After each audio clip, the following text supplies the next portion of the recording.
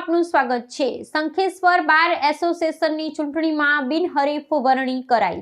ભારતના ચૂંટણી આયોગ પંચ દ્વારા કેન્દ્રથી લઈ રાજ્ય અને ગ્રામ્ય કક્ષા સુધી તાલુકા પંચાયતની ચૂંટણી હોય, ગ્રામ પંચાયતની, તે પછી સરકારી હોય કે અર્ધ સરકારી કચેરીઓમાં હોદ્દેદારોની ચૂંટણીઓને અનુસરીને હોદ્દેદારોની પદ માટે વરણી કરવામાં આવતી હોય છે। તેમાં કોઈ સરકારી સંસ્થા હોય કે પ્રાઇવેટ સંસ્થાઓ કે પછી કોઈ ટ્રસ્ટો આમ ચૂંટણી યોજીને જે તે વ્યક્તિઓને હોદ્દેદારોની નિમણૂક આપવામાં આવતી હોય છે અને તે દરેક વ્યક્તિઓ તેમજ સભ્યોને મંજૂર કરતા હોય છે।